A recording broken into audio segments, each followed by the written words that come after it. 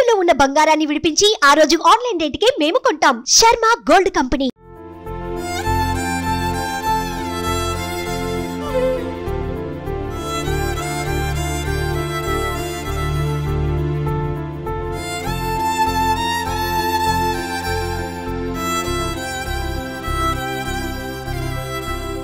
విజయనగరంలో మొట్టమొదటిసారిగా అవయవదానము చేస్తున్నాము.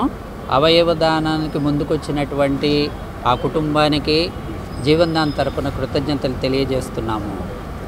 లంకేష్ సాయి కుమార్ అనేటటువంటి 21 సంవత్సరాల వయసు ఉన్నటువంటి యువకుడు, కొత్త వలసకు చెందినటువంటి యువకుడు బైక్ మీద వెళ్తూ ప్రమాదవశాత్తు కింద పడడం వల్ల తలకి గాయం తగిలి బ్రెయిన్ హెమరేజ్ అయినందువలన తిరుమల మెడికవర్ హాస్పిటల్ విజయనగరంకి తీసుకురావడం జరిగింది.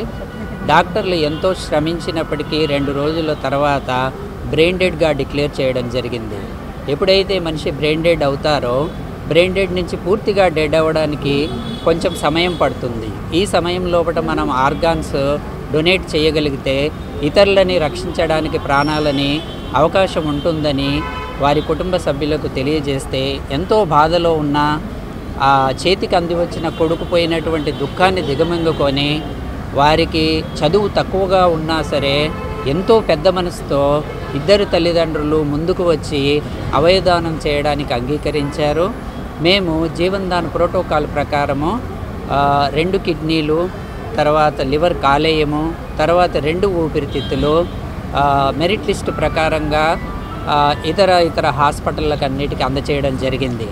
ఈ రకంగా ముందుకు వచ్చి ఆర్గాన్స్ అవయవదానానికి వచ్చినటువంటి వారి తల్లిదండ్రులకు, తర్వాత వారి బంధువులకు కృతజ్ఞతలు తెలియజేస్తూ, మరియు అందరూ కూడా ఇలాగే అనుకోని సంఘటన జరిగినప్పుడు బాధాకరంగా ఉన్నా సరే ఈ అవకాశాన్ని వినియోగించుకోవాల్సిందిగా తెలియజేస్తున్నాము. ఎందుకనంటే ఇప్పటి వరకు దాదాపుగా 4020 మంది వరకు మనకి రిజిస్టర్ అయిపోయి ఉన్నారు.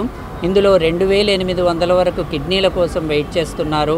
1270 వరకు లివర్ అనగా కాలేయం కోసం వెయిట్ చేస్తున్నారు. మిగతా వాళ్ళు హార్ట్, లంగ్స్ కోసం వెయిట్ చేస్తున్నారు.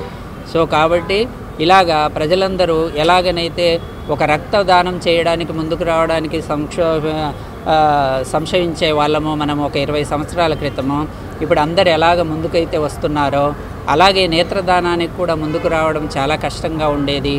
ఇప్పుడు గత 10 సంవత్సరాల నుంచి నేత్రదానం జరుగుతుంది. ఇప్పుడు అవయవదానం చాలా ముఖ్యము. మనం కాల్చినా పూడ్చినా సరే అవయవాలు నిర్వీర్యం అయిపోతాయి. సో కాబట్టి అనుకోని సంఘటన జరిగినప్పుడు ప్రజలు ముందుకు రావాల్సిందిగా పిలుపునిస్తున్నాము. కార్యక్రమం అనేది వీరి సపోర్ట్తో విమ్స్ వారు, డాక్టర్ గారు, అదేవిధంగా మన తిరుమల ప్రసాద్ మెడికవర్ హాస్పిటల్స్ వారి యొక్క సహకారంతో ఇంత నిర్విఘ్నంగా జరిగింది. అవయవదానం అనేది చాలా చాలా ఇంపార్టెంట్ విషయం. ఎందుకంటే ఈ రోజుల్లో కూడా అవయవదానం చేయడానికి చాలామంది విల్లింగ్ చూపెట్టరు. డిఫరెంట్ వాళ్ళ యొక్క ఫ్యామిలీ పరిస్థితులు కావచ్చు. అవయవాలను దానం చేయడం అనేది ఆఫ్టర్ బ్రెయిన్ డెడ్ తర్వాత కూడా చాలామంది అవయవాలను దానం చేయడానికి వాళ్ళ ఫ్యామిలీ మెంబర్స్ అంగీకరించట్లేదు.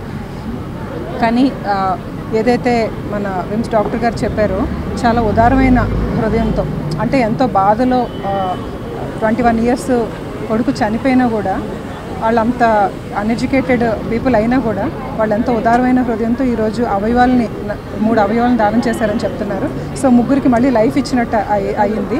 ఈ రకంగా ఏంటంటే గవర్నమెంట్ రీసెంట్గా ఇచ్చిన జీవోఎంఎస్ నెంబర్ ప్రకారం అంత ఉదారమైన హృదయంతో వాళ్ళ యొక్క పిల్లలు కానీ వాళ్ళు ఎవరు బంధువులు యొక్క అవయవాలను దానం చేసిన వారికి ఫెలిసిటేషన్ చేసి, అదేవిధంగా వాళ్ళ యొక్క అంత్యక్రియలు కూడా ప్రభుత్వ లాంఛనంతో జరపాలని గవర్నమెంట్ జీవో ఇచ్చిన ప్రాప్తికి గౌరవ జిల్లా కలెక్టర్ వారి యొక్క ఆదేశానుసారం నేను ఇక్కడికి అటెండ్ అవ్వడం జరిగింది. కానీ బతకడం కష్టమని చెప్పి ఇలాగన్నారు. ఇలాగనాక మరి బతకడన్నప్పుడు మేము ఎంత డబ్బుకి వచ్చేసినా వేస్ట్. అలాగే మేము ఒక డిసిషన్ తీసుకున్నాం.